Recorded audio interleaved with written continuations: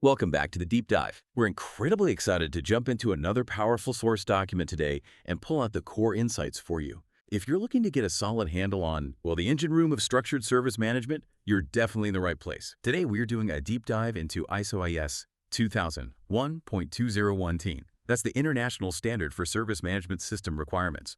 We're not just going to, read it aloud. Think of us as your guides, almost like instructors. We'll be walking you through a really crucial section of this standard, requirement by requirement. Our mission is to unpack exactly what it means and perhaps more importantly, why it matters so much for anyone involved in delivering, receiving, or even managing services. Exactly. And the section we're really zooming in on today is Clause 8. Its title is Operation of the Service Management System. Now, if you're familiar with the standard, you'll know the earlier clauses cover things like context, leadership, planning, and support, sort of setting up the whole framework. Clause 8, that's where all that planning and preparation actually gets put into action. It is fundamentally the doing part of the service management system, day-to-day operation. And just to be clear, we're working directly from the standards text itself, using its structure, its requirements, as our roadmap for this conversation. Okay, so here's the goal for you, the listener, by the end of this deep dive. You should walk away with a crystal clear understanding of the essential operational processes needed to run effective service management aligned with this standard. We'll take it piece by piece, exactly as Clause 8 lays it out. All right, let's open the standard to Clause 8 and unpack this. Starting with the foundational concept in 8.1, operational planning and control. Right. Clause 8, as a whole section, is really dedicated to the implementation and control of all those processes the organization needs. Processes needed to meet service requirements and, critically, to achieve the objectives that were defined earlier. Back in the SMS planning phase, Clause 6 specifically, the core idea here is, well, this is where the service management system transitions from strategy and planning into tangible execution. It's actually doing the work.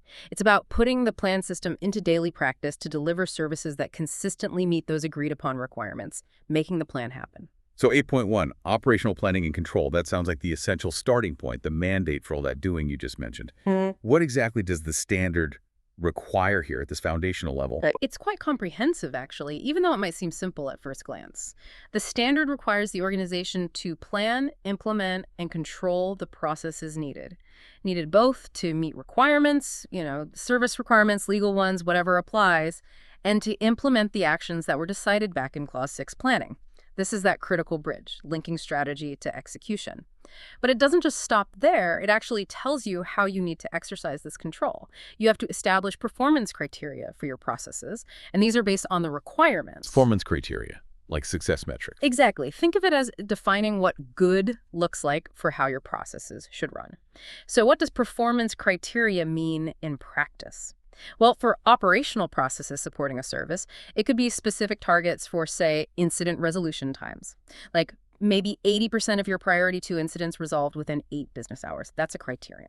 Or it could be the percentage of service requests fulfilled within the agreed time frame, or the success rate for deploying changes without causing new issues.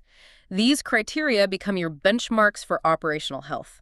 Then you must implement control of these processes based on those criteria. So put checks in place. Yes, put specific measures, procedures, maybe even automated checks in place to ensure activities are performed correctly and consistently to meet those performance criteria you set. How might an organization control these? Well, it could involve mandatory steps in a procedure, required sign-offs, automated validation steps, maybe using tools that enforce certain workflows. The standard doesn't specify the exact how, which gives flexibility, but the requirement for control is absolute. Right. And this is deeply critical. You need to maintain documented information. The records. The records, yes.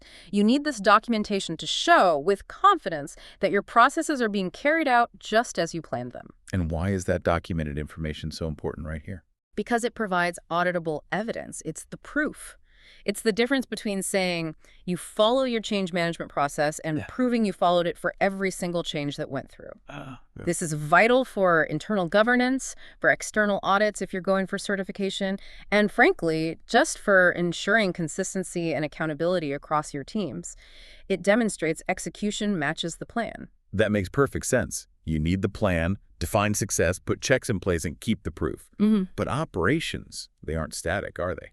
What about dealing with changes? Absolutely not. The standard explicitly requires you to control planned changes to the service management system itself, and it points directly to the change management process in 8.5.1, which we'll definitely get to later. Okay. So any significant adjustment to how your SMS operates, maybe changing a key process workflow, adopting a new tool that has to follow a controlled process, and furthermore, you have to review the consequences of unintended changes. Things that just happen. Exactly. Things break unexpectedly. Maybe people find workarounds that weren't planned, or external factors force adaptations you didn't foresee. The standard says you can't just ignore these deviations. You have to understand their impact and take action to mitigate any adverse effects. So be vigilant. Yes, it highlights the need for operational vigilance and responsiveness when planned controls are somehow bypassed, or maybe they fail. So managing both the changes you plan for the system and reacting to changes that happen to the system unexpectedly. That's built right into this foundation of operations. Yeah.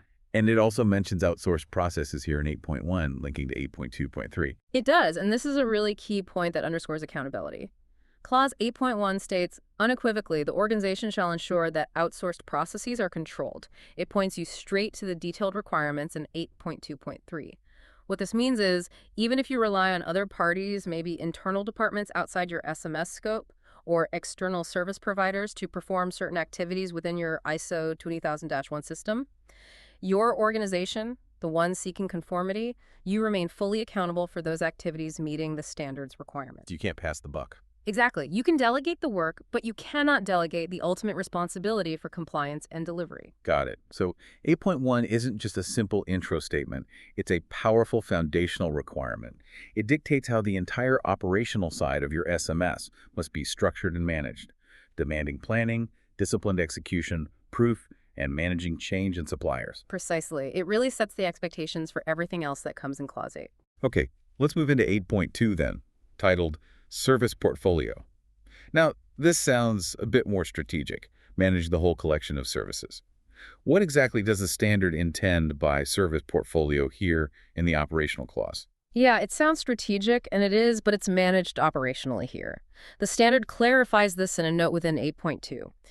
The service portfolio is essentially the mechanism used to manage the entire life cycle of all your services. All of them, start to finish. Yes, and this isn't just the services you're currently delivering live.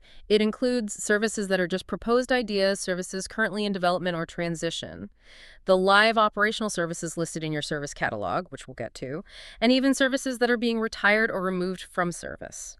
The overarching goal here, as the note mentions, is to ensure the organization has the right mix of services. The right mix, meaning aligned with the business. Exactly. It implies an ongoing assessment to make sure the services being offered or developed align with the organization's objectives, market needs, customer demands, and your capabilities. And that same note conveniently lists the specific activities that fall under this service portfolio umbrella. And these map directly to the subclauses that follow right after. Planning services, that's 8.2.2. Control of parties involved, 8.2.3, service catalog management, 8.2.4, asset management, 8.2.5, and configuration management, 8.2.6. Okay. So you can think of 8.2, the service portfolio, as the container, and these subclauses are the key operational processes within that container that manage the services. Okay, so the service portfolio is much more than just a list. It's the central management concept for everything about what services exist or are planned throughout their entire lifespan. And it pulls together several specific operational management areas. It's about strategically managing the whole service offering. Let's dive into the specifics within that portfolio, starting with 8.2.1, service delivery. This one seems very high level.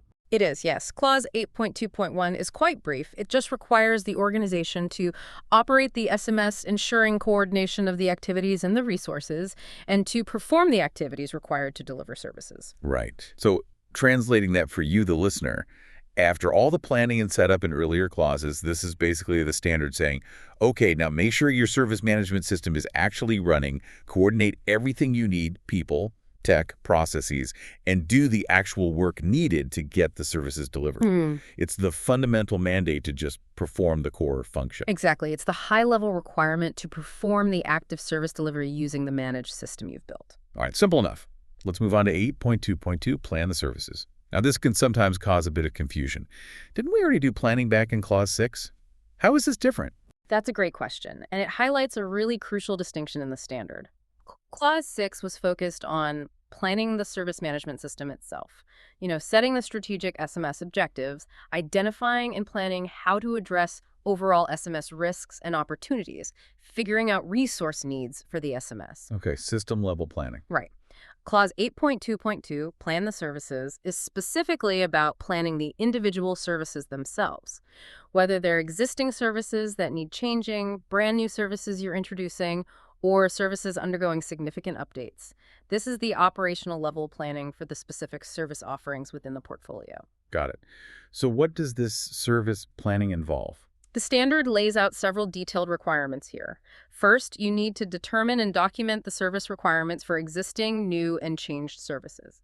This is basically the process of capturing what the service needs to do, who it's for, under what conditions it links directly back to understanding customer and business needs. Then, critically, you need to determine the criticality of services.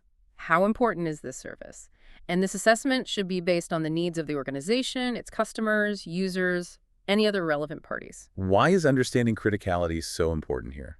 Well, the standard implies it drives a lot of other operational decisions. A high criticality service, say your main online sales platform, will demand a different level of resource allocation. Higher availability targets under 8.7.1, stricter service continuity plans in 8.7.2, probably faster incident response times in 8.6.1, and definitely more rigorous change management under 8.5.1, compared to, say, a low criticality internal system used for testing. Right, you focus your efforts. Exactly. This criticality assessment helps you focus your operational efforts and resources where they matter most to the business. You also have to determine and manage dependencies and duplication between services. How services connect. Precisely. Services rarely exist in isolation. They rely on underlying infrastructure, platforms, sometimes even other services. Unmanaged dependencies are a major source of operational risk. If a foundational service fails, it can cascade impacts across everything that depends on it. Yeah, we've all seen that happen. So actively identifying and managing these connections helps prevent unexpected outages. And similarly, identifying duplication helps streamline the portfolio and avoid wasting effort and resources. The standard also requires you to propose changes needed to align services with the service management policy, the objectives, documented service requirements, known limitations, and identified risks. Keeping services on track. Yes, it connects ongoing service planning back to the overall strategic direction and risk posture of the SMS. If a service is drifting out of alignment or new risks pop up, 8.2.2 is where you plan the corrective actions for that specific service. And finally, you need to prioritize requests for change and proposals for new or changed services. Deciding what gets done first. Right. And this prioritization must be based on business needs and service management objectives while also considering available resources. This is crucial for making realistic decisions.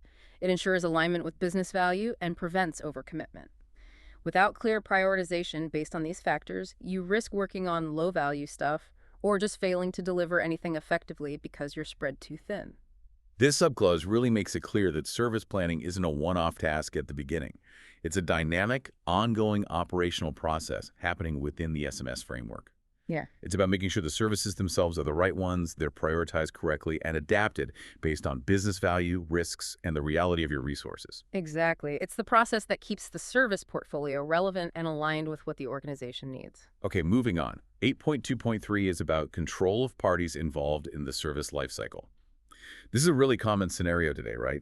Services often rely on external vendors, internal teams outside the direct SMS scope, maybe even customers providing input. What's the absolute core principle here? This is honestly one of the most critical points in Clause 8, and it's stated explicitly in 8.2.3.1. The organization shall retain accountability for the requirements specified in this standard and for the delivery of the services, regardless of which party is involved in performing activities to support the service lifecycle. Okay, that's huge. Accountability stays with you. Absolutely. You can outsource the activity, you can delegate the task, but you cannot outsource your accountability for meeting the standard or delivering the end service. If your supplier fails to perform an activity that's within your SMS scope, you are accountable for that failure from the standard's perspective. Wow. Okay, so how do you manage that? The standard requires specific controls for these other parties. First, you need to determine and apply criteria for their evaluation and selection. Choose your partners wisely. Essentially, yes. Why is a formal selection process important? Because you're depending on them to meet your requirements, and ultimately you're accountable. You need a solid basis for having confidence in their capability before you engage them. And here's another really important explicit limitation from the standard, also in 8.2.3.1. Other parties shall not provide or operate all services, service components, or processes within the scope of the SMS. You can't outsource everything. Correct. This is a hard requirement for ISO 20001 certification. You cannot claim conformity if absolutely everything is outsourced or managed by parties outside the defined scope of your service management system. You must retain some core activities or components within your direct control and scope. That's a critical compliance point. Yep. It is. You also need to clearly determine and document what services, components, or processes are actually provided or operated by these other parties. Seems obvious, maybe, but having a clear, documented understanding of who does what is essential for effective management and, well, accountability. Integration is also key. You must integrate the services, components, and processes delivered by your organization and those delivered by other parties. The goal is to ensure the overall service requirements are met seamlessly. From the customer's perspective, they just see the service. You have to make sure all the pieces, regardless of who provides them, work together smoothly. Like a single entity. Precisely. And finally, coordination. You shall coordinate activities with other parties across the entire service, lifecycle planning, design, transition, delivery, improvement. They need to be involved and aligned with your SMS processes at every stage where their contribution is relevant. That accountability principle is massive. Handing off work doesn't hand off responsibility. And the limit on outsourcing everything is a crucial detail. But how do you actually exercise control over these other parties, whether they're internal or external? That's detailed right in 8.2.3.2. You have to define and apply relevant controls over the activities they perform. And the standard specifies two mandatory types of measurement for this control. First, measurement and evaluation of process performance. Second, measurement and evaluation of the effectiveness of services and service components in meeting service requirements. Okay, what's the difference there? Process performance versus effectiveness. It's an important distinction. Measuring process performance might be tracking whether the supplier processed requests within a certain time or if they completed a specific task according to a checklist. It's about how well they performed the activity itself. Do they follow the steps? Right. Measuring effectiveness, on the other hand, is about the outcome of that activity in the context of the overall service. Did the component they delivered actually work correctly? Did their contribution help meet the customer service level target? Did the users get the intended outcome from the part of the service they handled? So it's not just, did they do the task? Yes, but did the task achieve the right result for the service? Exactly. You need to check both. That they did the job right, performance, and that the result of the job was right for the service, effectiveness. So it's a two-pronged approach. Check they follow the steps correctly, and check that what they deliver actually contributes to the service working properly and meeting customer needs. Makes sense if you're retaining that accountability. You have to choose wisely, define the roles clearly, make sure their parts fit in, and then verify both their execution and the results. Precisely. It's all about managing those dependencies effectively and ensuring the end-to-end service is delivered as expected, no matter who performs which step. Okay, next up is 8.2.4, Service Catalog Management. Now, for someone outside service management, this might just sound like, well, a list of services you offer. What does the standard require here, and who is this catalog actually for? The standard defines the service catalog simply as documented information about the services that the organization provides to its customers. But its purpose and content requirements go a bit deeper. It must include information for the organization itself, its customers, its users, and, interestingly, other interested parties. So a broader audience than just customers. Yes. And it needs to describe the services, their intended outcomes, and dependencies between them. So it's definitely more than just a technical inventory list. It's about articulating what the service does for the user or customer, the value it provides, the outcome, and also how it relies on other services or components, those dependencies. And who gets to see this catalog? Is it just open for everyone? No, the standard is practical here. It says the organization shall provide access to the appropriate parts of the service catalog to customers, users, and other interested parties. Appropriate parts. meaning different views. Exactly. Different audiences need different levels of detail or different types of information. Customers might see service descriptions, outcomes, maybe how to request it. Internal technical teams might need to see the underlying dependencies, support contacts, maybe technical specifications. The standard allows you to tailor the view based on the audience. So service catalog management is essentially about creating and maintaining a clear, documented, and accessible source of truth about your services, explaining what value they provide, how they connect, with views tailored for different stakeholders. Simple in concept, maybe, but crucial for communication. It's a fundamental communication tool for the entire service portfolio. Everyone knows what's on offer and what it does.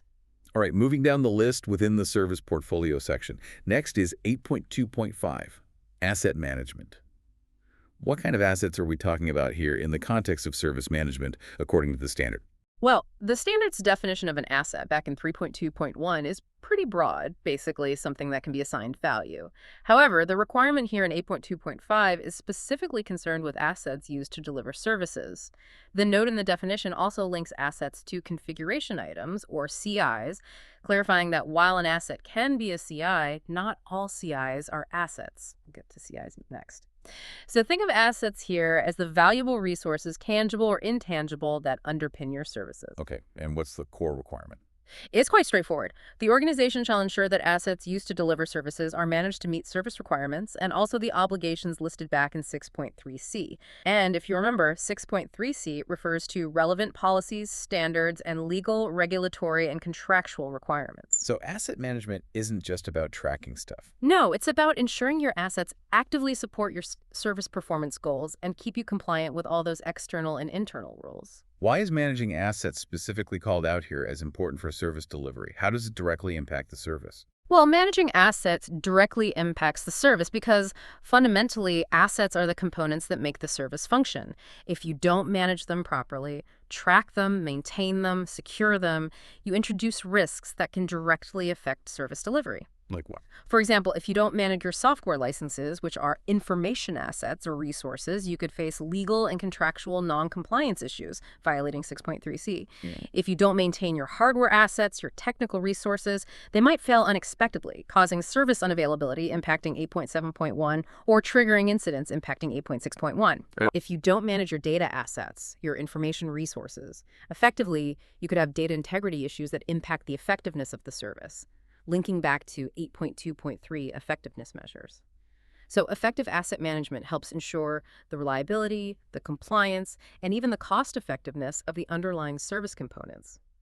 The standard does mention, by the way, that ISO 55001 for asset management and ISO AS 19771 for IT asset management provide further guidance. It basically acknowledges that while ISO 20000-1 mandates asset management for service delivery, organizations might look to these other more specialized standards for detailed how-to information on implementing it fully. Okay, so it's about making sure the fundamental, valuable resources that power your services are looked after properly to prevent service issues and ensure you're meeting all your obligations. And this leads us neatly into 8.2.6 configuration management, which you mentioned is linked to assets. The standard uses the term CI, or configuration item. What's the standard's definition of a CI, and how does it relate to an asset again? Right. The standard defines a CI in 3.2.2 as an element that needs to be controlled in order to deliver a service or services. So the key differentiator from an asset is that need for control specifically in the context of service delivery. And the note in the asset definition, 3.2.1, clarifies again. A CI can be an asset, but not all CIs are assets. For instance, a critical piece of documentation might be a CI because it needs control for service delivery, even if you don't consider it a traditional asset in the financial sense. Though information is listed as a resource type potentially having value. And a service itself. Good point. We'll see in a moment. The standard explicitly states services themselves are CIs. Okay, so what are the requirements for managing these CIs? It sounds like this might be quite detailed. It is quite detailed, yes, and it forms a critical foundation for many, many other processes in Clause 8. First, you need to define the types of CIs that are relevant to your service management system and your services. What actually needs to be controlled? Is it hardware, software, documentation, services, agreements, people roles, maybe? Then, here's that key explicit requirement. Services shall be classified as CIs. The service itself is tracked as a configuration item, Wow. Yes. It means the services themselves are items you track, manage changes to, and understand relationships for within your configuration management system. You must record configuration information for these CIs, and the level of detail should be appropriate to the criticality and type of service. Back to criticality from 8.2.2 again. Exactly. A highly critical service, or maybe a very complex technical component supporting it, might require much more detailed configuration data than a low-priority, simple service or component. You also need to control access to this configuration information. Why control access? Because this data often maps out your entire service infrastructure, including dependencies and vulnerabilities, inappropriate access or modification could expose you to significant security risks, linking to 8.7.3, or cause major operational disruption if someone changes something incorrectly. Makes sense. What info needs recording for each CI? The standard mandates specific attributes for each CI, a unique identification, the type of CI, a description, its relationship with other CIs, and its current status, like in production, in test, retired. That relationship with other CIs is arguably the most powerful part of configuration management. The map. Yes, this is how you build that interconnected map of your service environment, understanding that service A relies on server B, which runs database C, which uses storage D. This map is invaluable for impact analysis. If server B goes down, you know exactly which services are potentially affected. Oh. It's also crucial for planning changes, linking to 8.5.1. If you're planning to change database C, what services might break or need testing, the relationships tell you. CIs themselves shall be controlled. This implies having processes for their creation, modification, and eventual retirement, and managing the information about them throughout their lifecycle. Changes to CIs must be traceable and auditable. Why? To maintain the integrity of the configuration information.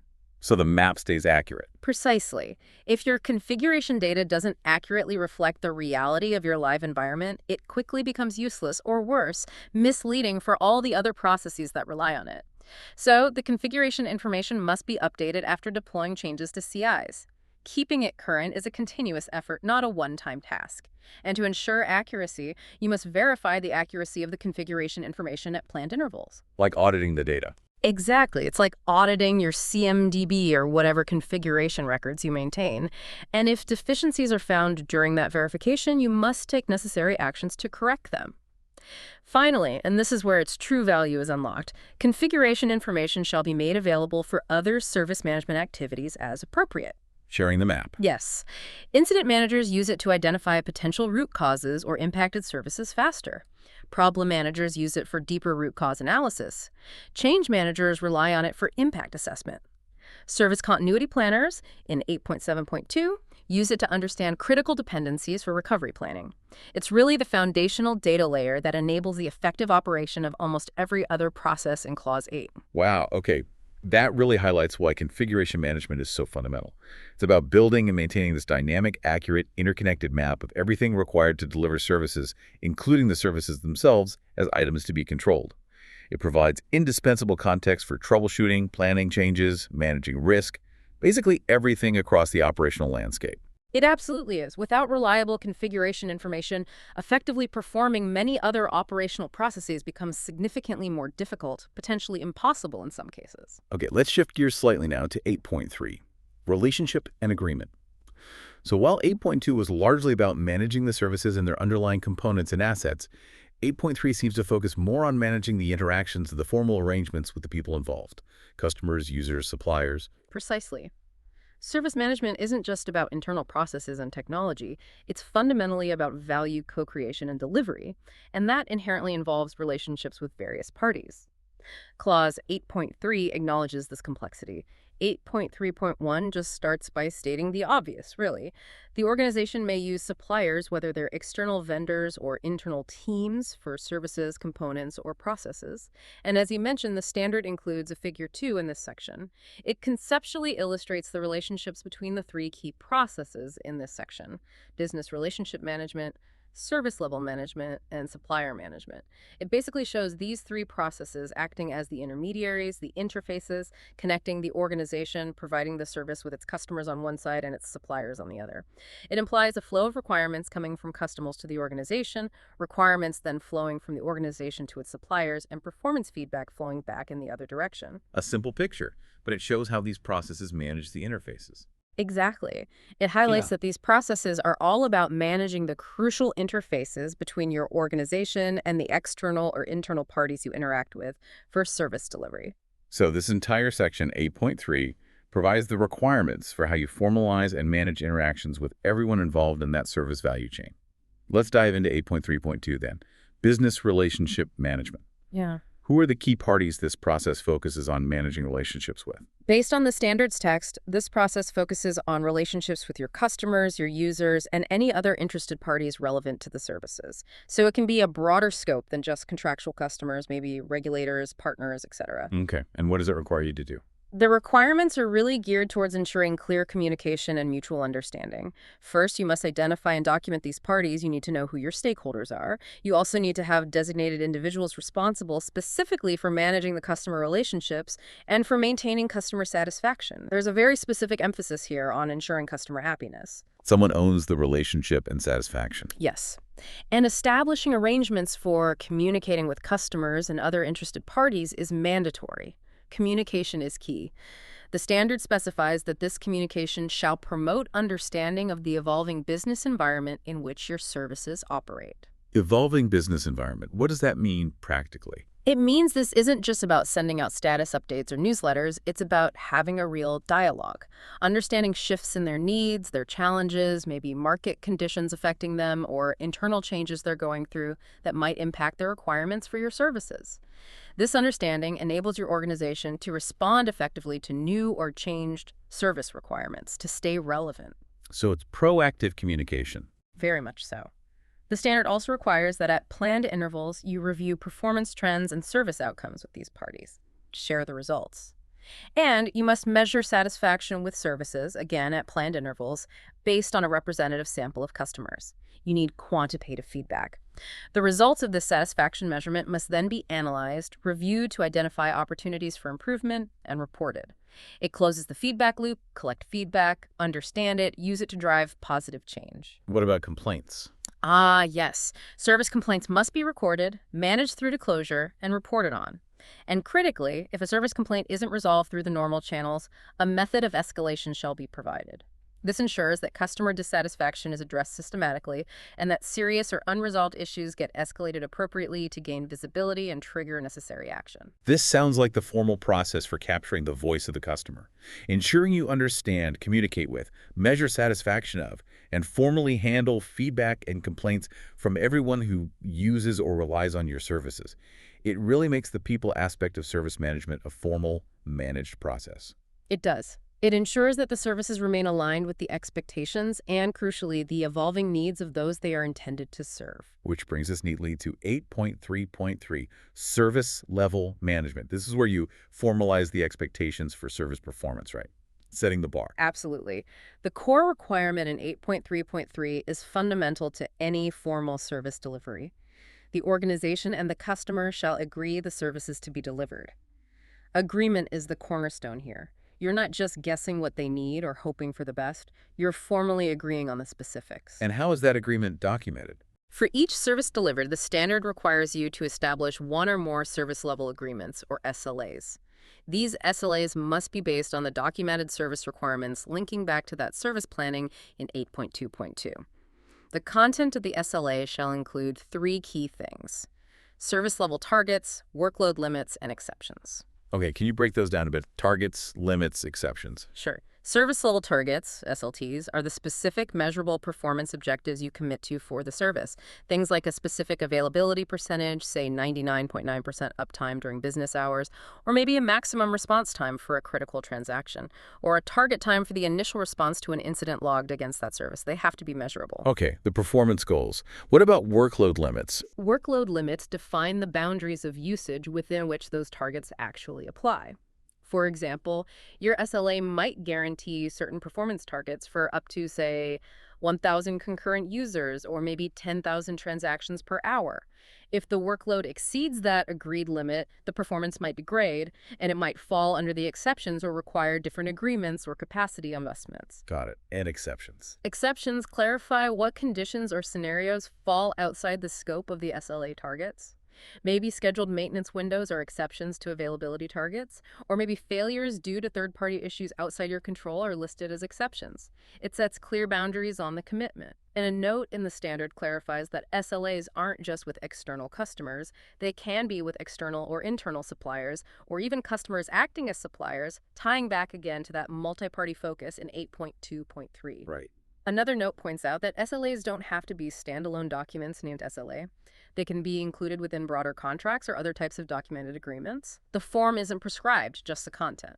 Okay, so once these agreements, these SLAs are in place, how do you ensure you're actually meeting those agreed targets day to day? That's where the monitoring and reporting requirements come in. At planned intervals, you are required to monitor, review, and report on performance against the agreed service level targets. You also need to monitor and report on actual and periodic changes in workload compared to those agreed workload limits. Is usage growing? Are we hitting the limits? This provides the hard data needed to demonstrate performance against your commitments, both to customers and internally. And importantly, what happens if the targets aren't being met? The standard mandates that you shall identify opportunities for improvement where service level targets are not met. This creates a direct, mandatory link from operational performance monitoring right into the continual improvement process, which is covered in Clause 10. Underperformance isn't just noted, it must trigger investigation and action to improve the service or the supporting processes. So service level management is all about formalizing those expectations with customers and other relevant parties through documented agreements like SLAs, defining clear, measurable targets, and then rigorously monitoring and reporting performance against them. And if you fall short, it's a clear trigger to investigate and improve. It makes service commitments tangible and measurable. It absolutely does. It translates the requirements gathered earlier into concrete performance obligations and provides the mechanism for demonstrating the value being delivered. Now let's look at 8.3.4, supplier management. This seems to build directly on the control of parties section, 8.2.3, but focuses specifically on how you manage relationships with those external and internal suppliers. Let's start with 8.3.4.1, management of external suppliers. Yes, and again, that core principle of accountability from 8.2.3.1 is absolutely fundamental here. You, the organization, remain accountable for meeting your service requirements, even if an external supplier is performing part of the work. For managing these external suppliers, the standard requires you to have one or more designated individuals responsible for managing the relationship itself, the contracts, and the supplier's performance. The contract is really the central instrument here for external parties. So a formal contract is needed. Yes, for each external supplier, you must agree a documented contract, and this contract needs to be specific. It shall include or reference the scope of what the supplier is providing or operating, which services, components, or processes, the specific requirements they must meet, the service level targets or other contractual obligations they are bound by, and the authorities and responsibilities of both parties involved. Clarity is key. Okay. Now here's a deeply crucial requirement within this. You must assess the alignment of the supplier's targets and obligations against your own customer SLAs. Making sure their promises support your promises. Exactly. This is often a point of failure in practice. You absolutely must ensure that the commitments your suppliers make to you in their contract are sufficient and aligned to enable you to meet the commitments you've made to your customers in your SLAs from 8.3.3. Any risks you identify in this alignment process, gaps where the supplier commitment is weaker than your customer commitment, must be formally managed. Can you give an example? Sure. Let's say your customer SLA promises 99.9% availability for a service. But the contract with your external hosting provider who runs the infrastructure for that service only guarantees 99% availability. That's a significant risk gap. You need to identify that gap during the supplier management process and figure out how to manage it, maybe negotiate a better contract, maybe build in extra redundancy yourself, maybe accept the risk and communicate it. But you must assess it. Right, that makes sense. Yeah. What else for external suppliers? You also need to define and manage the interfaces with the external supplier. How do you communicate? How are issues escalated between you? How is data exchanged securely? Those touch points need managing. And of course, you must monitor their performance at planned intervals against their contractual obligations and targets. Just like with customer SLAs. If they don't meet their commitments, you must ensure opportunities for improvement are identified. Maybe the supplier needs to improve their process, or perhaps you need to improve how you manage the relationship or the interface.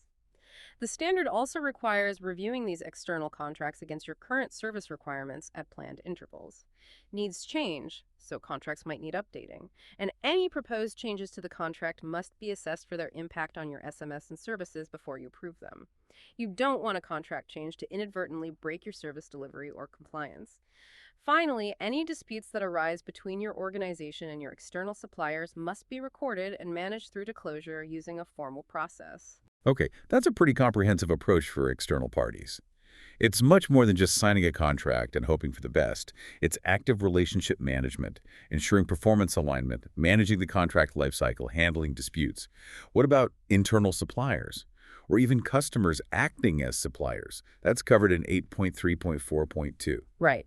For internal suppliers like, say, a corporate data center team or a shared services group that provides infrastructure components used by your SMS scope but isn't formally part of it, or for customers who might provide something essential for the service to function, which is less common but possible. The principles are very similar, but the formality might differ slightly. The standard requires you to develop, agree, and maintain a documented agreement. Agreement, not contract. Yes, note the language difference, agreement rather than contract. This reflects that internal arrangements might be less legally formal, perhaps an operational level agreement, OLA, or just a documented understanding. But this agreement still needs to define key things: service level targets, potentially other commitments, which might be broader than just SLTs, the activities involved, and the interfaces between you and them. And just like with external suppliers, you need to monitor their performance at planned intervals against the agreement and ensure opportunities for improvement are identified if targets or other agreed commitments aren't met. The underlying principle is the same. Clear, documented expectations, defined interfaces, and performance monitoring are needed, even if the relationship is internal to the wider organization. So whether the party providing a piece of the puzzle is inside or outside your organization's direct management scope within the SMS, you need these clear, documented arrangements. You need defined ways of interacting and a process for checking if they're meeting their obligations. It's really about managing those critical dependencies effectively wherever they lie. It is. It extends that necessary control and relationship management beyond the immediate boundaries of the SMS scope when it's necessary for successful end-to-end service delivery. Okay, let's move on to Section 8.4, Supply and Demand. This section seems to connect the service delivery we've been talking about to the resources needed to actually make it happen, sort of the economics and capacity side of things. That's a very good way to think about it, yes. This section is all about ensuring you have the necessary capacity and the financial underpinning for it to meet both the forecast and the actual needs and usage of your services, and also to support the operation of the SMS itself. It starts logically with 8.4.1, budgeting and accounting for services. Money matters. Always does. What does the standard say here? It's quite explicit. The organization shall budget and account for services or groups of services, and this needs to be done in accordance with the organization's own established financial management policies and processes. It leverages existing financial governance. Okay. What specifics does it require for budgeting? The requirements state that costs must be budgeted. Why? To enable effective financial control and, importantly, decision-making for services. Why is that budgeting so crucial for decisions? Well, think about it. If you don't know how much a particular service actually costs to deliver, covering all the infrastructure, personnel time, software licenses, third-party fees, everything, how can you make informed decisions about it? You're flying blind financially. Exactly. You might be overspending significantly without realizing it. You might be investing heavily in services that provide relatively low business value, or conversely, you might be unable to build a solid business case to justify needed investment in high-value services because you can't articulate the current costs or forecast future ones. Budgeting provides that essential financial transparency. The standard requires that at planned intervals, you must monitor and report actual costs against the budget. Variance analysis, basically. You also need to review financial forecasts related to your services and actively manage the costs. Now, there's an important note here clarifying that this clause specifically excludes charging for services. So it's not about billing models. Correct. This exclusion is important because it makes the standard broadly applicable even to organizations that don't directly bill users or customers for IT services, like internal IT departments, for example. Even if you don't charge, you still have to budget for the cost of providing the service and account for how that money is spent. So whether you're a commercial service provider generating revenue or an internal department operating as a cost center, Understanding the cost of delivering your services and managing against a budget is a fundamental operational requirement in this standard. It enforces financial discipline for your service offerings. It's about making financially sound decisions regarding the entire service portfolio and its operation. Okay, next within supply and demand is 8.4.2, demand management. Sure. What does the standard require regarding understanding how much your services are being used or are expected to be used in the future? The requirements here are focused on looking both backwards and forwards. At planned intervals, the organization shall determine current demand and forecast future demand for services. So not just tracking current usage, but actively predicting future needs. Yes, that forecasting piece is key for proactive planning. You must also monitor and report on demand and consumption of services. The standard implicitly distinguishes here between the potential need or request for a service, demand, and the actual usage of it, consumption. Sometimes there's a gap, and there's a helpful note in the standard that clarifies the relationship between this process and the next one. It says, demand management understands, anticipates, and potentially influences demand.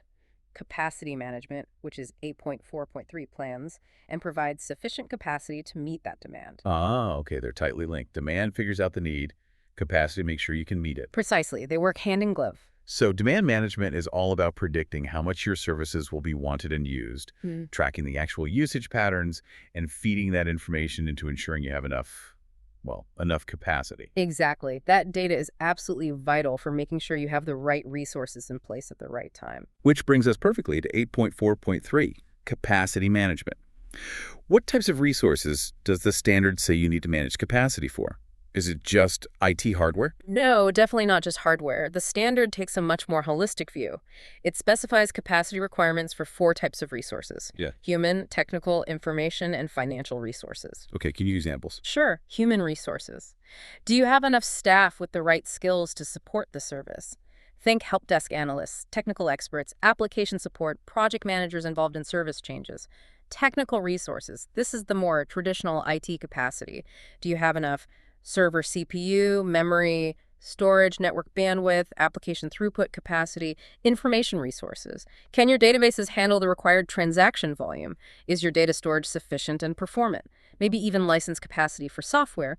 And financial resources. Is there enough budget allocated, linking back to 8.4.1, to actually acquire, maintain, or upgrade the necessary human, technical, or information resources when needed?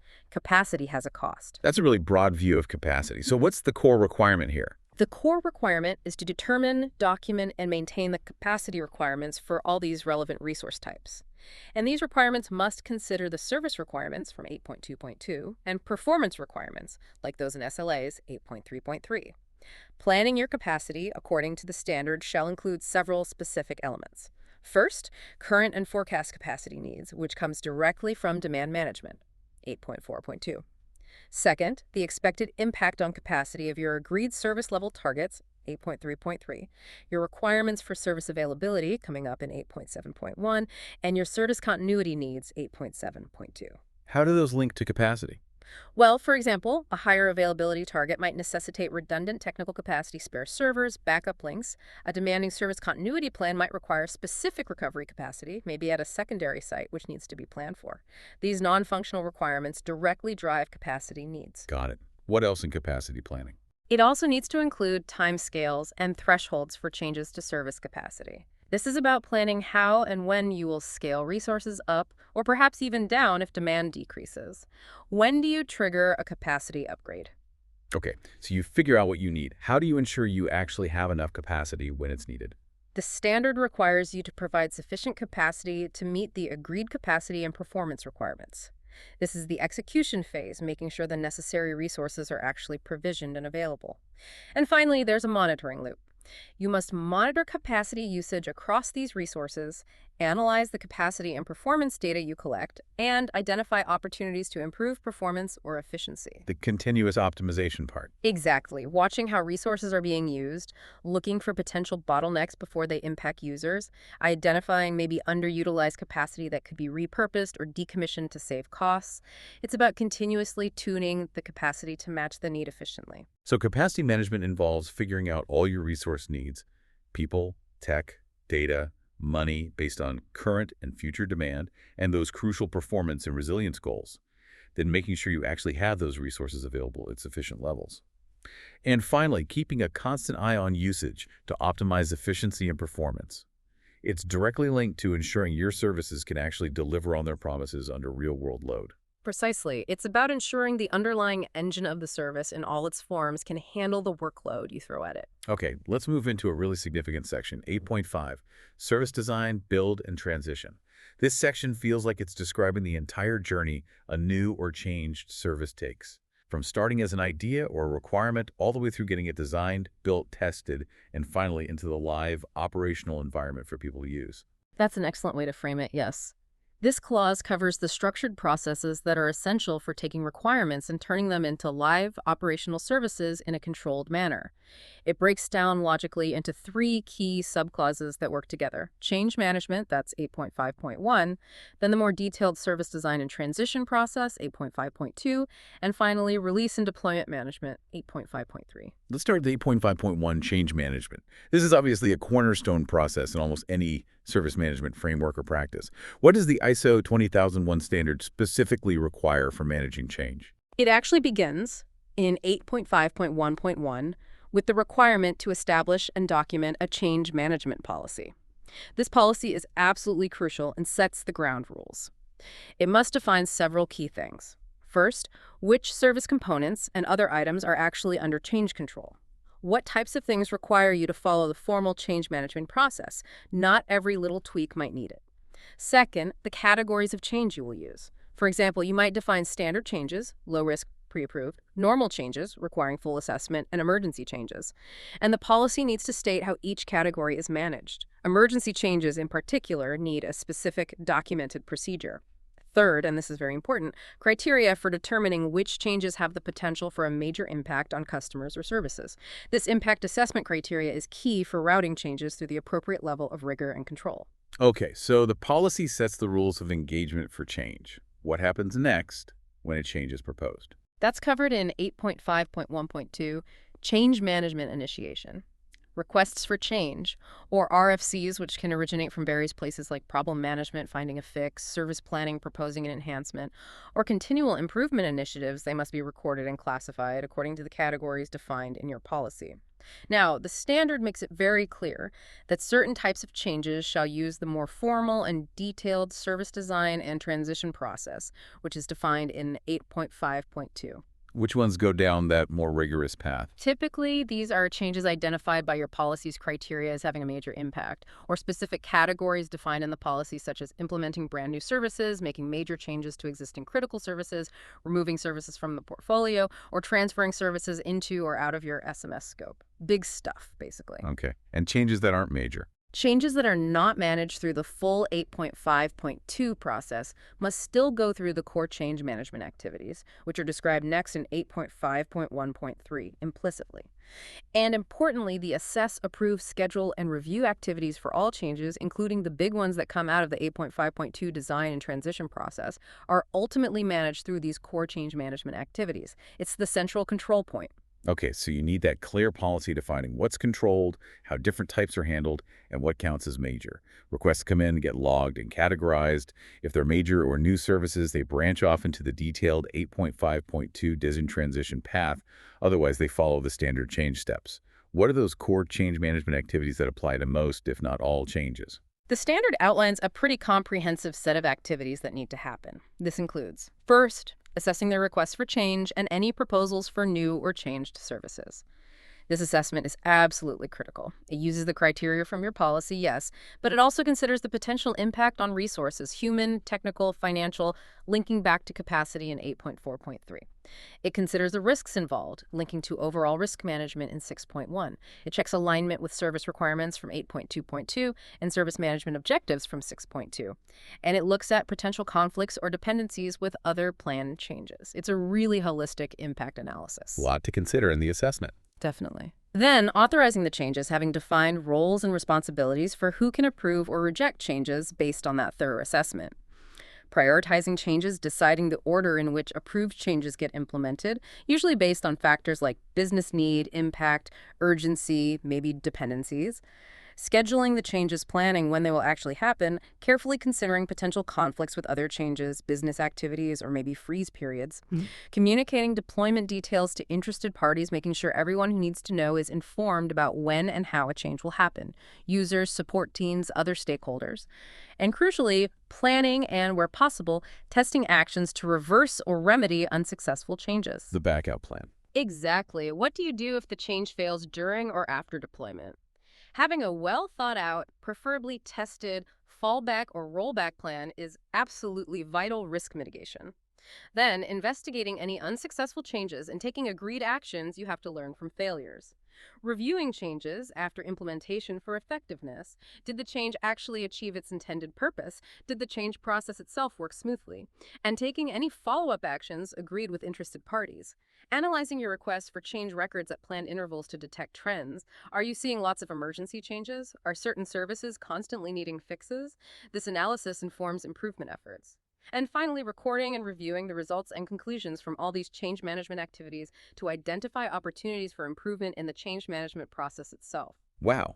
That is significantly more involved than just getting an approval signature on a ticket. Right. It's about really careful assessment, building in risk mitigation, like those backup plans, clear communication, and continuous learning from the entire change lifecycle, successes and failures. It ensures changes are introduced in a controlled, predictable way, minimizing negative impact on live services. Precisely. It's the core process that balances that constant tension between the need for progress and improvement, which requires implementing changes, and the equally critical need for stability and reliability in the operational environment. Okay, now let's look at 8.5.2, service design and transition. This is the more rigorous pathway you mentioned earlier for those new services or changes identified as having a major impact. It seems structured into 3 parts: planning, design, and then build transition. It is, yes. Think of this as the standards way of managing more significant changes that require a more formal, almost project-like approach before they get handed over to routine operations and release management.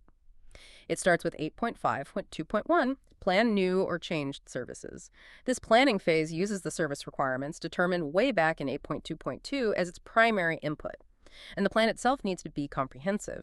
It must include or reference things like authorities and responsibilities for all the design, build, and transition activities. Who is doing what? Who is accountable? The specific activities to be performed by your organization and any other parties involved, tying back to controlling parties in 8.2.3, along with clear timescales. The human, technical, information, and financial resources required for the entire effort, linking directly to capacity planning in 8.4.3. You need to plan the resources up front.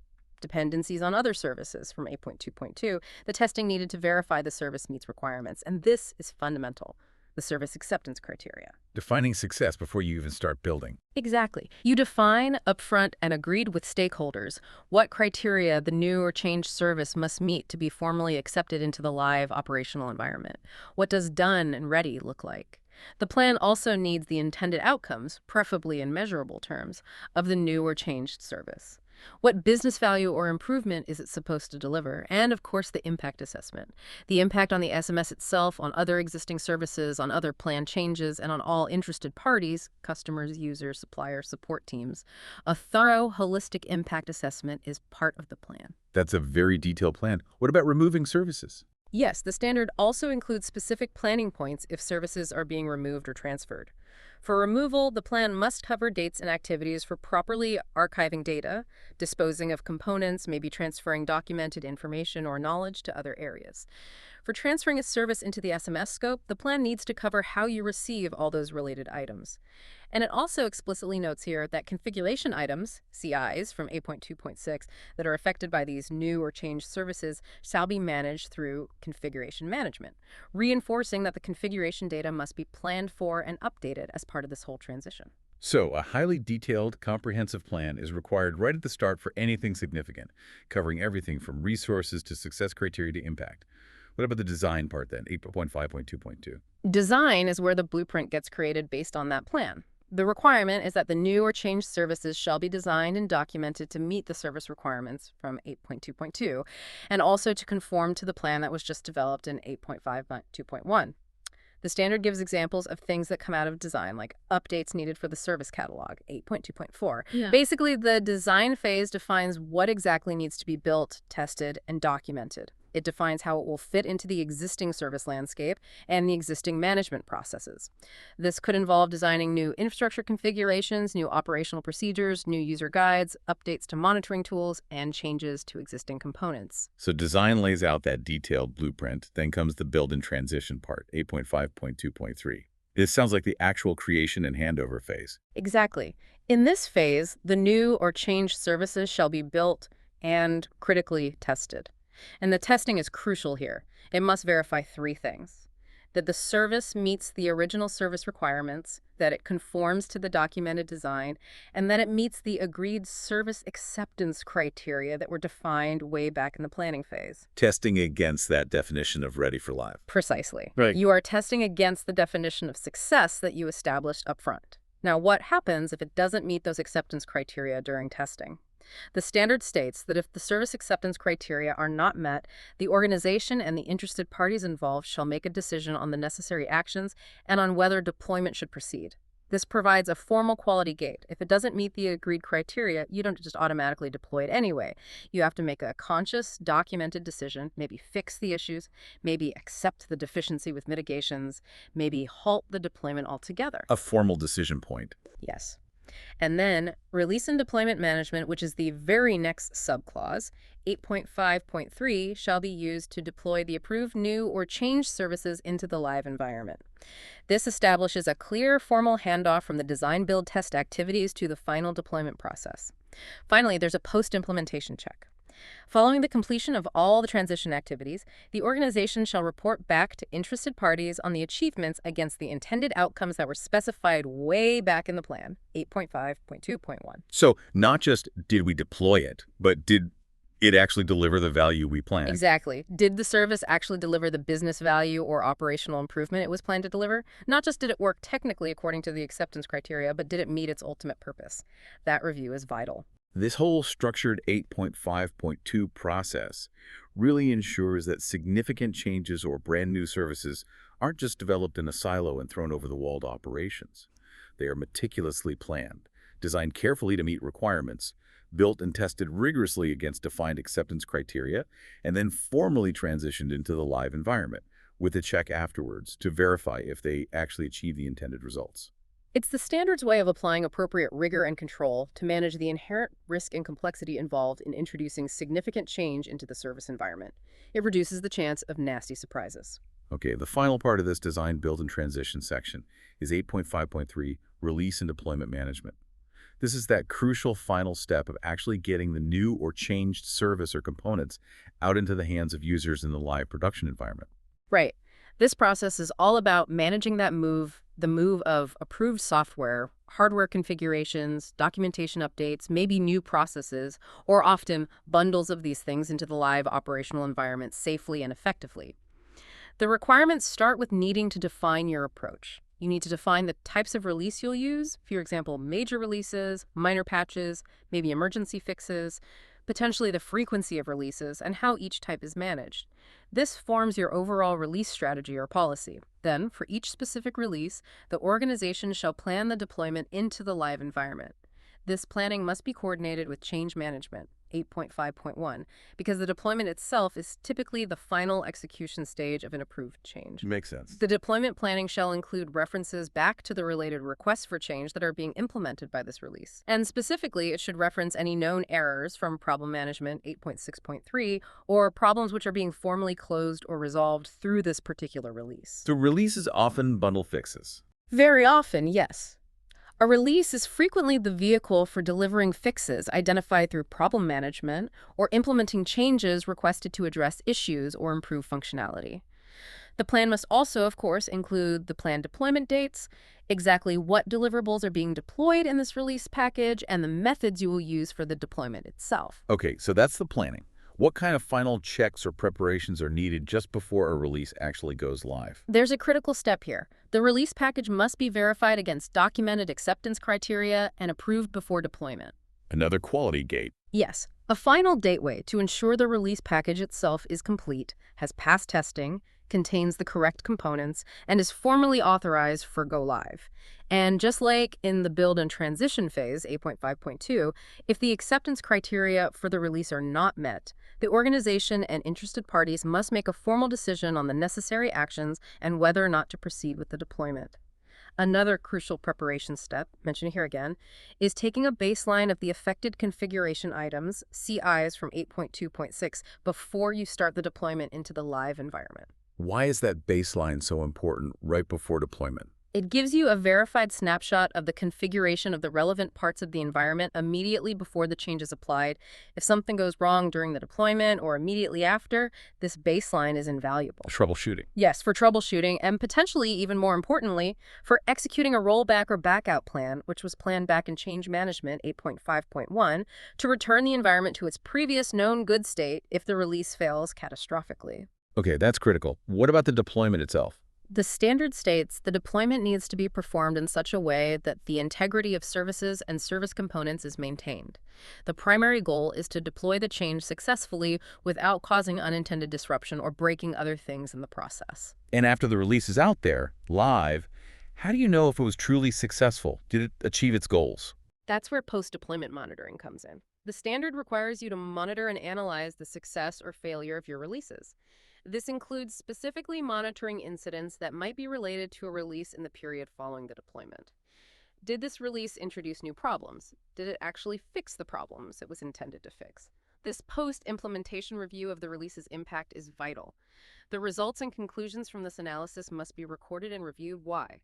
To identify opportunities for improvement, maybe in the release and deployment process itself, maybe in testing, maybe in related processes like change or problem management.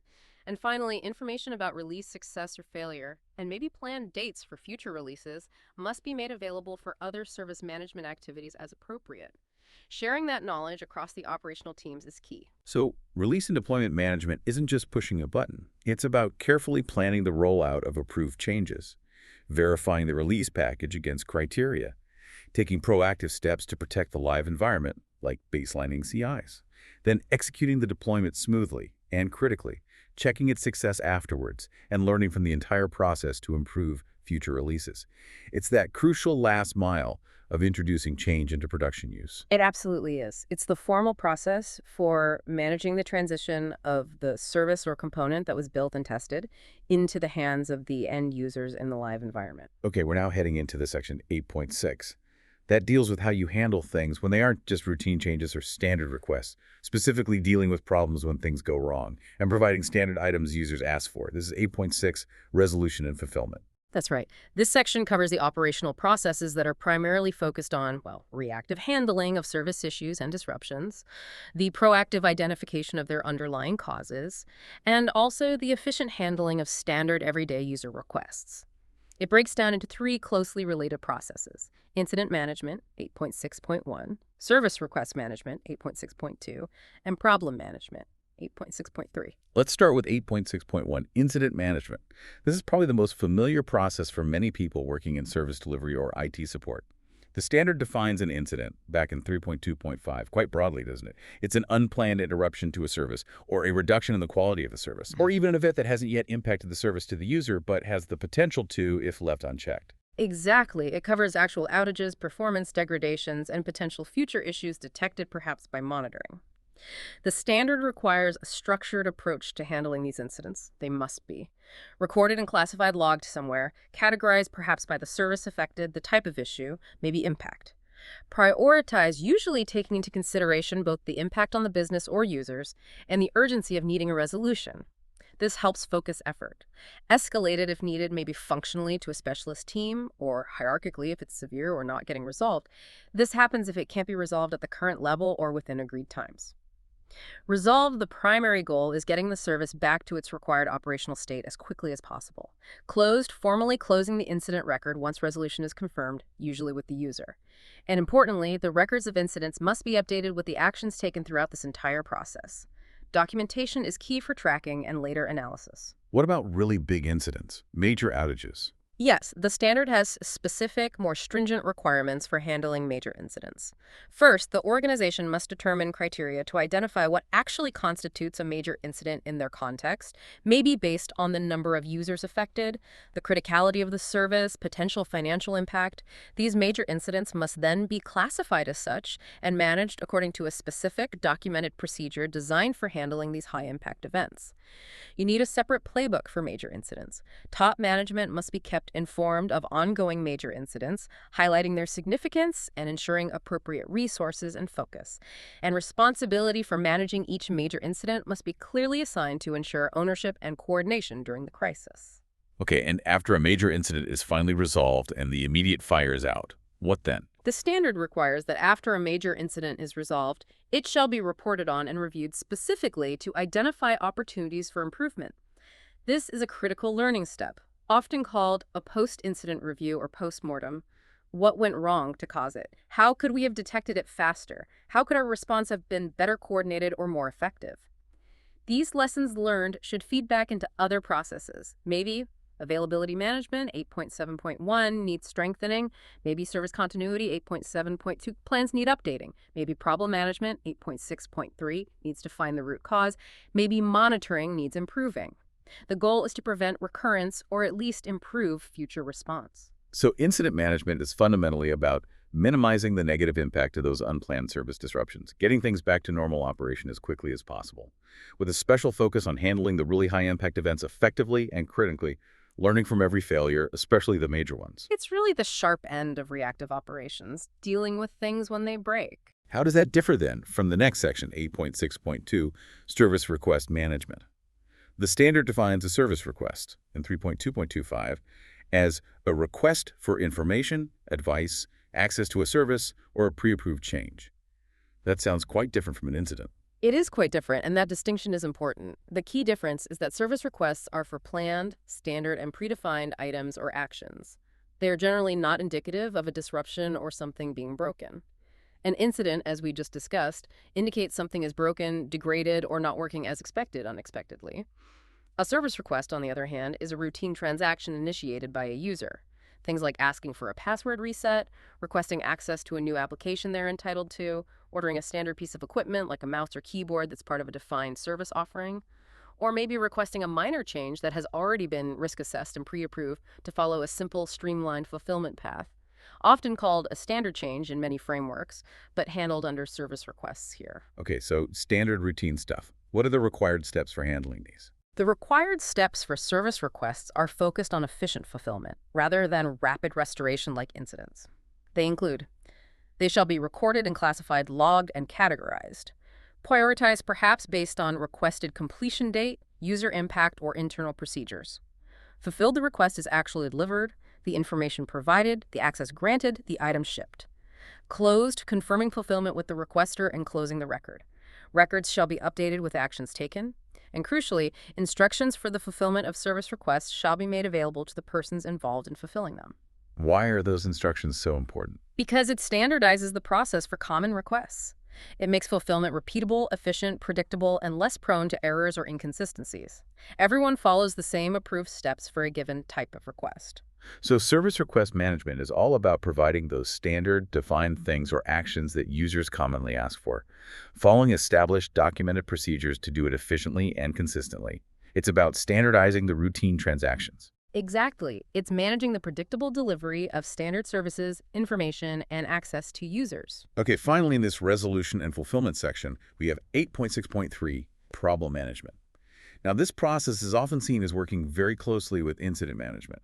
The standard defines a problem in 3.2.1010 as the cause of one or more actual or potential incidents. And it also defines a known error, 3.2.9, as a problem that has an identified root cause, or at least a documented method of reducing or eliminating its impact, like a workaround. Yes, exactly. Problem management fundamentally shifts the focus. While incident management reacts to individual incidents to restore service quickly, problem management aims to find and address the underlying causes of those incidents. So it's a much more proactive or preventative process in nature, even though it's often triggered by reactive incident data. How does it get triggered? The standard requires you to analyze data and trends on incidents, coming directly from 8.6.1 Incident Management, specifically to identify potential problems. You look for patterns, maybe recurring incidents of the same type, maybe multiple incidents with similar symptoms across different users or services, maybe trends identified after a major incident review.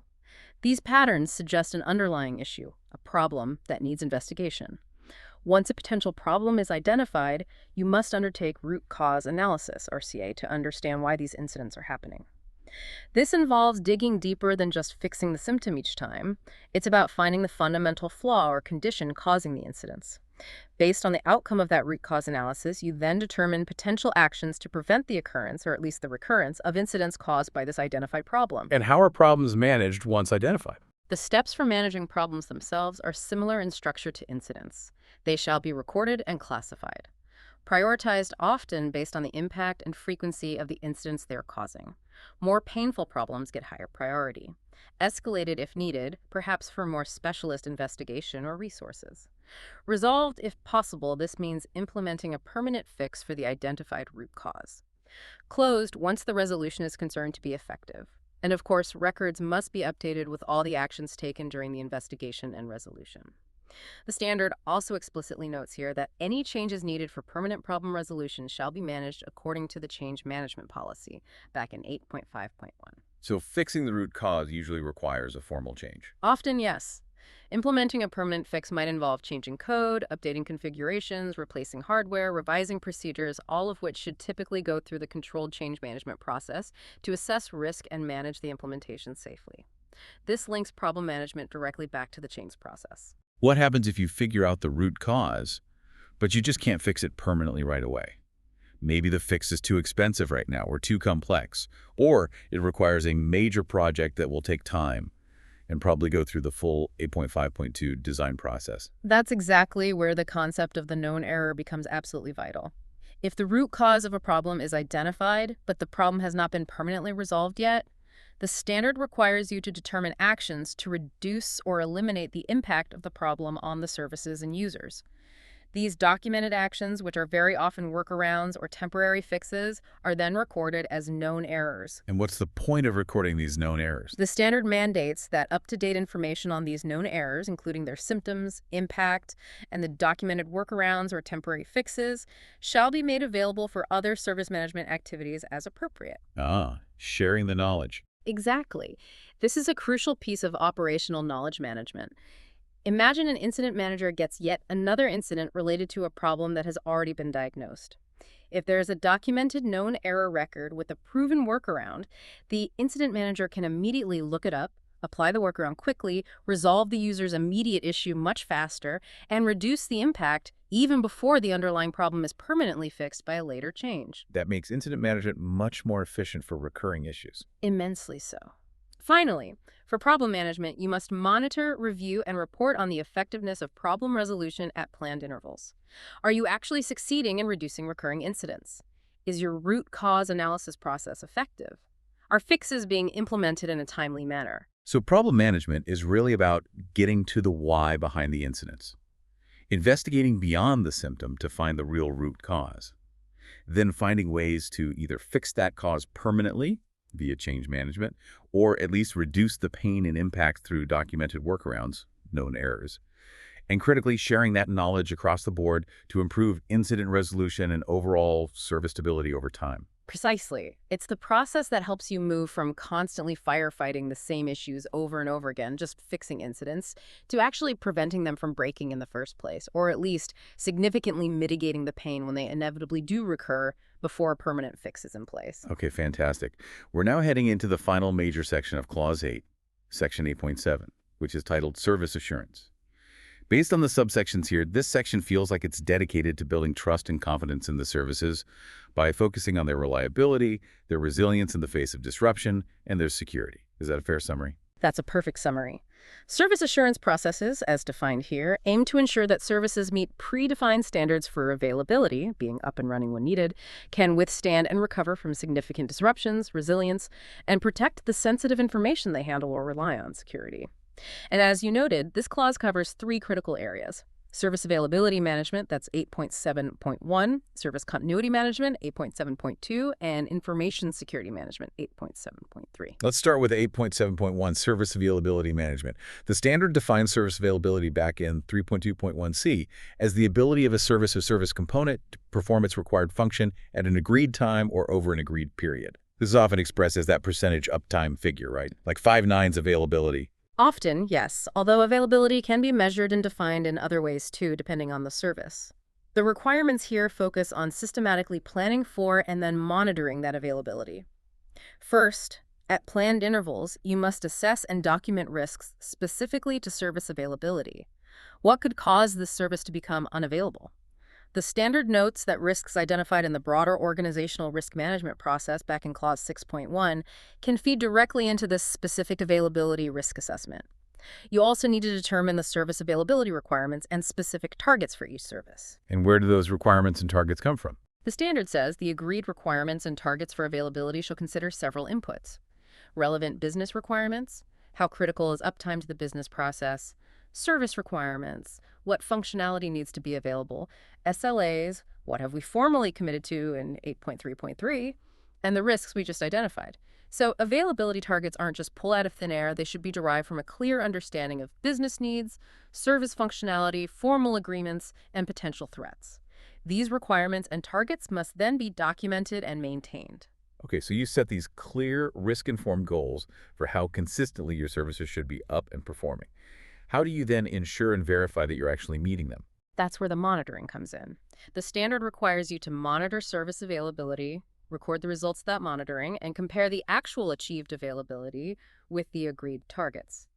This provides the data needed to report on availability performance against commitments.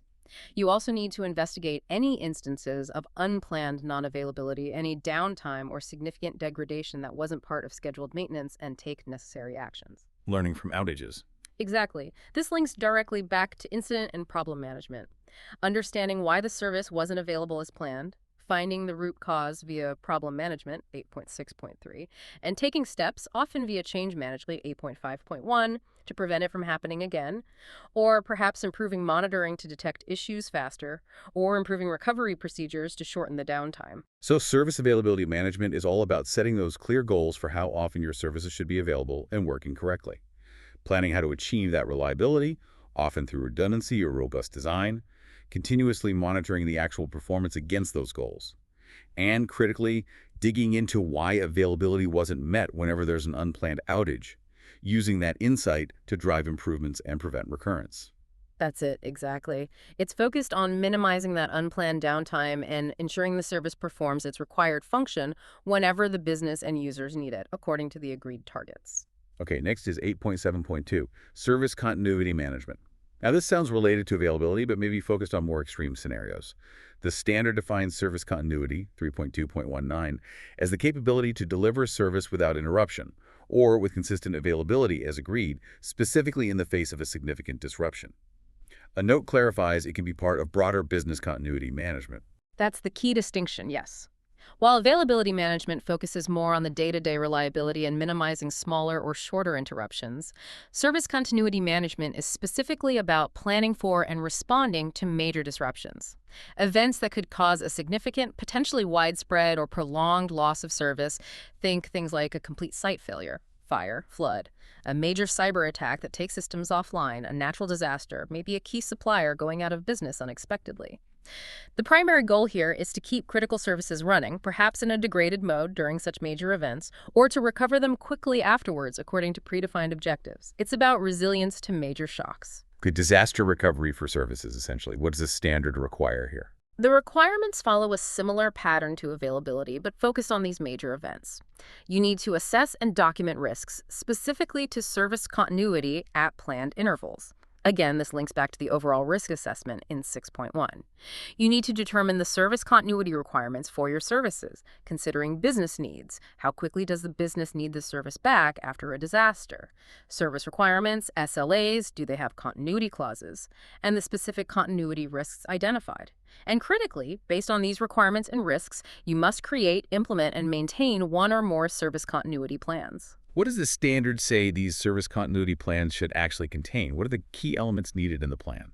The plans need to be practical and actionable for use during a real crisis. They must include or reference clear criteria and responsibilities for invoking the plan. When do you officially declare a continuity event, and who has the authority to make that call and activate the plan? The specific procedures to be implemented in the event of a major loss of service. What are the step-by-step actions teams need to take during the crisis? Targets for availability when the plan is invoked. During a disaster, you might agree to provide a reduced but still functional level of service, or maybe only recover certain critical functions initially. Those recovery targets need to be defined. The service recovery requirements. What specific services or components need to be recovered, potentially in what order of priority? And procedures for eventually returning to normal working conditions after the disruption is passed and the primary systems are restored. How do you transition back safely? And there's a vital practical requirement tucked in here too. What's that? The plans themselves and a list of key contacts needed during the crisis must be accessible when access to the normal service location is prevented. If your main office building is the disaster site, your continuity plan can't be locked inside it or only on servers hosted there. Exactly. It sounds obvious, but it's a critical detail. The plan needs to be stored securely off-site, maybe in the cloud, maybe physical copies elsewhere, readily available to those who need it when the primary site is down. That detail makes perfect sense for a real crisis scenario. Now, how do you gain confidence that these plans will actually work when or if you ever need them most? You can't wait for a real disaster to find out. Absolutely not. The standard mandates testing and review of the plans. You must test your service continuity plans at planned intervals against their requirements. You must also retest them after any major changes to the service environment, like moving to a new data center, implementing significant new infrastructure, changing key suppliers, as these changes could easily invalidate your existing recovery procedures. Test results must be recorded, and reviews shall be conducted after each test, and also, importantly, after the plan has actually been invoked during a real continuity event.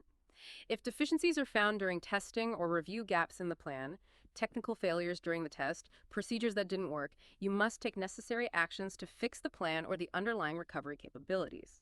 Finally, when the plan has been invoked for real, the organization shall report on the cause of the event, its impact, and the effectiveness of the recovery process. This is crucial for learning lessons from real-life incidents and improving the plan and the overall continuity response for the future. So this is the formal process for preparing for the worst-case scenarios, those major disasters or significant disruptions. It's about having robust, practical, accessible plans designed to keep critical services running or recover them quickly, according to business needs. And critically, regularly testing and refining those plans based on exercises and learning from actual events to ensure they remain effective. It's the resilience layer built into the SMS, designed to protect services from catastrophic failure and ensure the organization can continue critical operations even after a major shock. Okay, the final section of Clause 8, and certainly one of the most critical in today's environment, is 8.7.3, Information Security Management. Security is non-negotiable. The standard defines information security, back in 3.2.6, using the classic CIA triad, preserving confidentiality, integrity, and availability of information. And it notes other properties like authenticity and non-repudiation can also be involved. Yes, and it aligns its definition and principles quite clearly with those found in the well-known ISO 27000 family of standards for information security management. Clause 8.7.3.1 here starts with the requirement for an information security policy. This policy is foundational for security within the SMS. It must be approved by management who have the appropriate authority. It must be documented and relevant to the organization and the services covered by the SMS. Crucially, the policy must consider service requirements from 8.2.2 and also those applicable obligations from 6.3c. This means security needs to directly support the functionality and delivery of the services and ensure compliance with relevant legal, regulatory, and contractual security requirements. Think data protection laws, industry regulations, confidentiality clauses in contracts. So security isn't separate. It supports the service and meets external rules. Exactly. The policy must be made available as appropriate, and the organization must communicate the importance of conforming to the policy and its applicability to the SMS and services to all relevant persons. Who are the relevant persons? It's broad. People within your organization, yes, but also potentially customers and users, external and internal suppliers, linking back strongly to 8.2.3 and 8.3.4 supplier security is key, and any other interested parties. Security awareness and clear communication across the entire service ecosystem are explicit requirements here. Everyone needs to understand their role in security. Okay, so you have the policy. How do you actually implement it and protect the information related to your services on a practical level? That's covered in the next part, 8.7.3.2, Information Security Controls. Similar to availability and continuity, it starts with risk assessment. At planned intervals, you must assess and document information security risks specifically to the SMS and the services it manages. Again, linking back to the overall risk management process in 6.1. What are the threats? What are the vulnerabilities? What's the potential impact? Based on these identified risks and the direction set by your security policy, you must then determine, implement, and operate specific controls.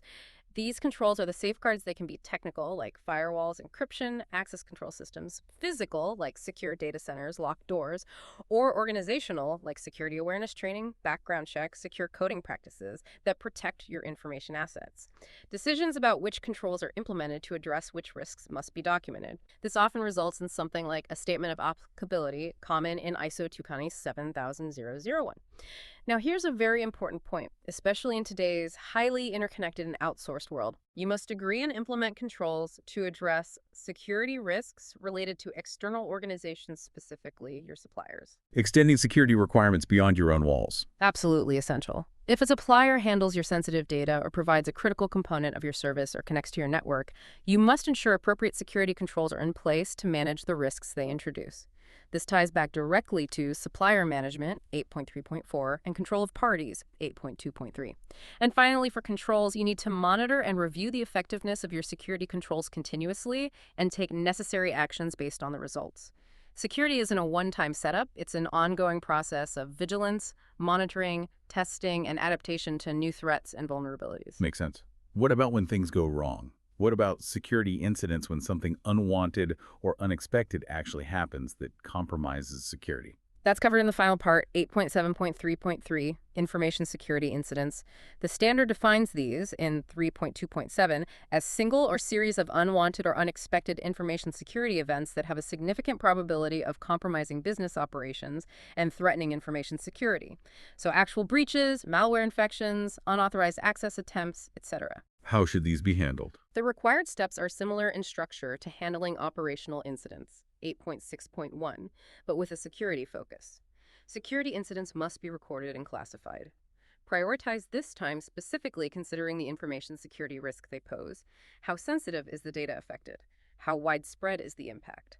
Escalated, if needed, perhaps to a dedicated security incident response team or senior management. Resolved, containing the incident, eradicating the threat, recovering affected systems and data. Close, confirming resolution, and documenting lessons learned. You must also analyze these security incidents by type, volume, impact on the SMS, services, and interested parties. Are you seeing patterns? Are certain types of attacks common? And, like major operational incidents, information security incidents shall be reported on and reviewed to identify opportunities for improvement. What caused the breach? How could our controls have prevented it?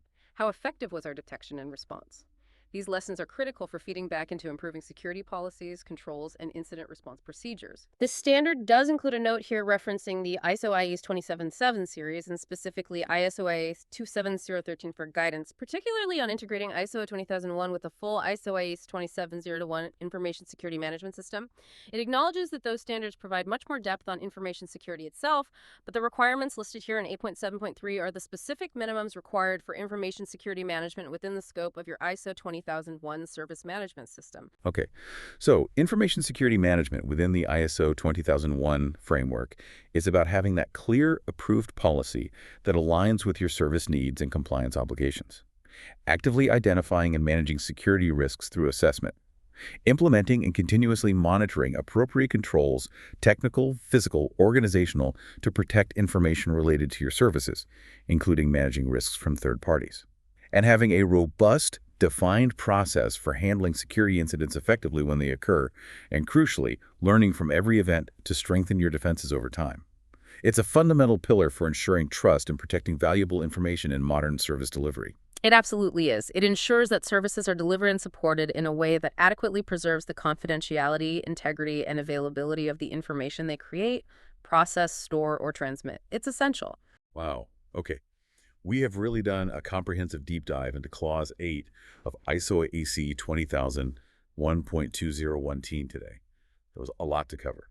We've systematically worked our way through that foundational operational planning and control in 8.1, that underpins everything else.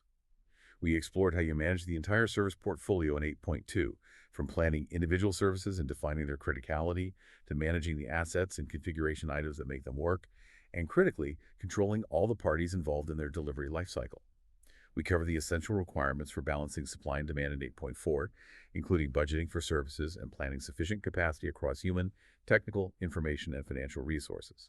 We then delve deep into Section 8.5, how new services or significant changes are carefully designed, built, and transitioned into the live environment through structured change management, the detailed service design and transition process, and rigorous release and deployment management. Then we looked at 8.6, how you handle the day-to-day realities of resolution and fulfillment, managing incidents to restore service quickly, fulfilling standard service requests efficiently, and investigating problems to find root causes. And finally, we wrapped up with the crucial service assurance processes in 8.7, covering how to ensure reliability through availability management, resilience through service continuity planning, and trustworthiness through information security management. It's incomprehensive. It really is.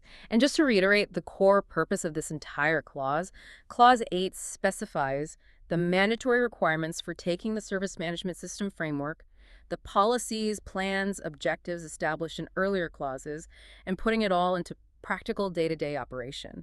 It's where the rubber truly meets the road, ensuring that services are actually delivered consistently and effectively according to all those defined policies, objectives, and plans. It provides the structure and defines the essential operational processes for the day-to-day doing of effective service management, as defined by this international standard. It's the engine room. And for you, our listener, really understanding these operational clauses, these doing parts, is absolutely key. It reveals how a structured approach like ISO AA 20000-1 provides a genuinely robust, comprehensive roadmap for ensuring consistent, reliable, secure, and ultimately valuable service delivery. It covers so many critical facets of what it actually means to run a service well in a professional context. So, thinking about this, what does this all mean for you, perhaps looking at your own organization's service operations, or maybe implementing the standard? The standard gives you this detailed list of what needs to be done. You shall have a change policy, you shall manage SLAs, you shall plan capacity, you shall manage security incidents. The what's are quite clear. But, crucially, it leaves a lot of room for how you actually implement these requirements. It doesn't mandate specific tools or specific organizational structures or highly detailed procedures for every single thing. That's right. That tailoring, the how, is up to you and your organization to figure out the best fit for your specific context, your size, your culture, your services, while still demonstrably meeting all the mandatory what's laid out here in Clause 8. It demands the outcomes, but allows flexibility in the method. And implementing Clause 8 effectively, covering all these processes in a joined-up way, it's definitely challenging, there's no doubt about that. But it can be truly transformative for an organization. It helps move service delivery away from being maybe chaotic, reactive, inconsistent, towards being a much more predictable, controlled, efficient, and continually improving operational engine that reliably delivers value. That wraps up this deep dive into Clause 8 of ISO IEC 20001.201. Thanks so much for joining us for this really detailed exploration. We certainly covered a lot of ground. Thank you. It was a good discussion. We genuinely hope this walkthrough, treating it like an instructional session, has been insightful and given you a much clearer picture of the fundamental operational requirements defined in this standard. Thinking about how all these different pieces we discussed today actually fit together and interact in practice, from planning a new service to managing its capacity, controlling changes to it, handling incidents when it breaks, ensuring its security, planning for its continuity. It truly highlights the complexity, but also the essential interdependence of effective modern service operations. So here's something to mull over. Reflecting on all these operational clauses in Clause 8, what aspect do you think is often the most challenging for organizations to get right consistently in the real world? Is it the discipline of change management? The accuracy of configuration data? Managing suppliers effectively? True problem root cause analysis? Something to think about. Join us next time for another deep dive into fascinating source material.